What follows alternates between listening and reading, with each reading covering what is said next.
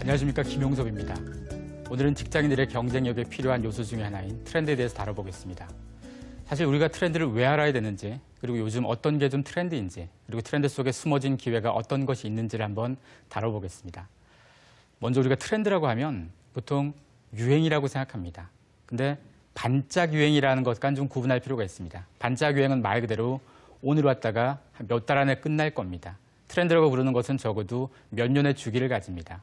어느 정도의 사업할 만한 여유와 기회를 가지는 것들을 우리가 보통 트렌드라고 하고, 그런 트렌드일 때 우리가 그 속에서 기회를 더 많이 가지기가 쉽습니다.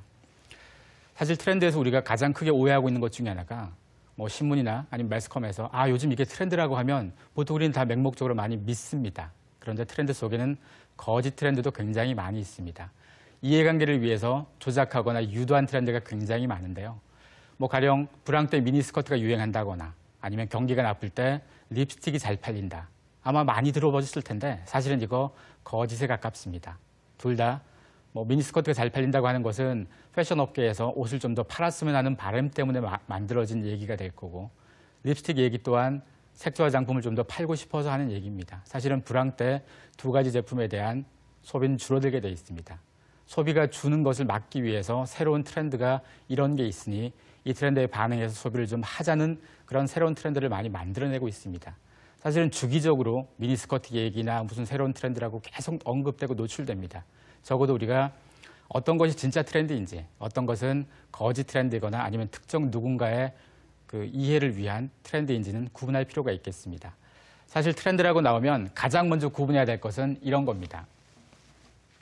과연 저 트렌드가 누구에게 가장 큰 이익이 될 건지, 그 트렌드를 만든 사람이 누구고 그 트렌드를 유포하는 사람이 누군지를 한번 살펴보는 게 필요합니다.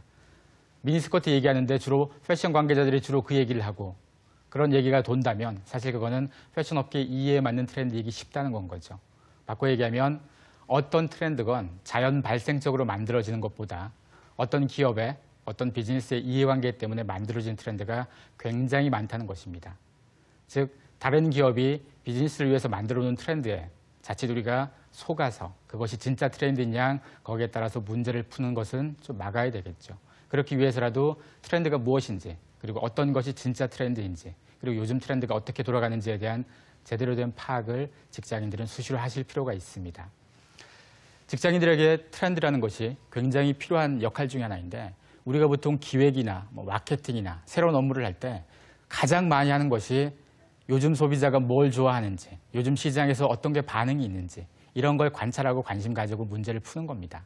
그런데 트렌드라는 것은 사람들의 가장 보편적인 흐름입니다. 사람들이 뭘 원하는지, 어떤 것을 소비하고 있는지, 어떤 것에 왜 꽂히는지를 가장 명쾌하게 답을 내려주는 영역이 바로 트렌드라고 할 수 있겠습니다. 따라서 우리가 트렌드에 민감할수록, 트렌드에 관심이 많을수록, 트렌드의 정보를 많이 알면 알수록 기획을 할 때, 마케팅을 할 때 좀 더 좋은 답을 더 많이 가지기 좋다는 것입니다.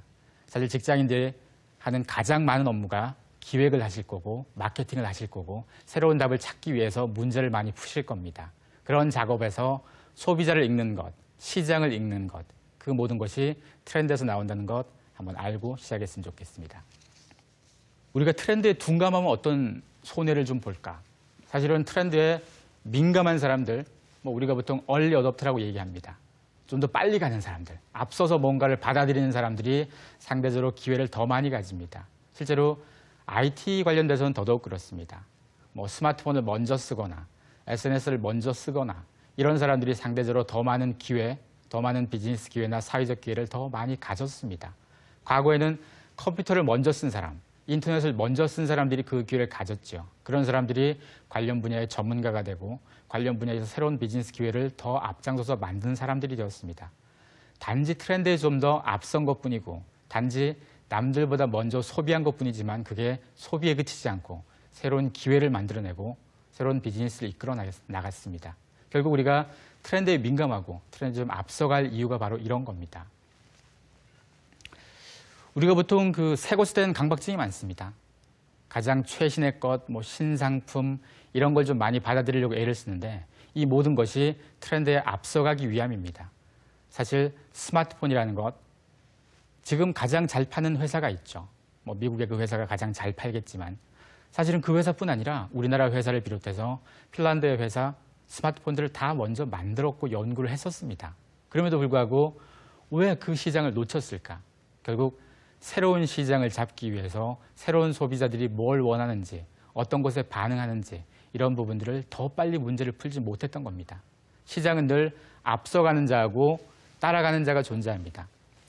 우리가 기업에서 일을 할 때도 우리 기업이 앞서가는 기업이 될 건지, 우리 기업이 뒤따라가는 기업이 될 건지, 그리고 우리가 직장 내에서도 앞서가는 사람이 될 건지, 뒤에 있는 사람이 될 건지, 이 모든 걸 결정하는 것은 우리가 시장의 눈, 소비자의 눈, 트렌드의 눈을 좀 더 빨리 그리고 좀 더 많이 보는 거라고 생각합니다. 자, 그럼 지금부터 트렌드의 기회, 숨어있는 기회는 어떤 것이 있는지 한번 살펴보겠습니다. 트렌드라는 것은 사실 많이 아는 것보다도 중요한 게 제대로 아는 겁니다.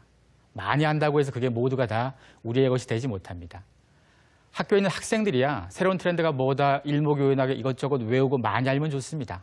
하지만 기업에 있는 사람들은 그 트렌드가 어떤 기회를 갖고 있는지, 어떤 배경이고 그 다음 트렌드를 어떻게 유추할 수 있는 힌트가 있는지 이것을 잘 해석해내는 것이 사실 가장 중요합니다. 따라서 요즘 나왔던 트렌드 중에 이 트렌드는 어떤 숨은 비밀이 있고 어떤 배경이 있어서 이걸 잘 해석하면 다음에 어떤 기회가 오겠구나를 우리가 한번 봐야 될 겁니다.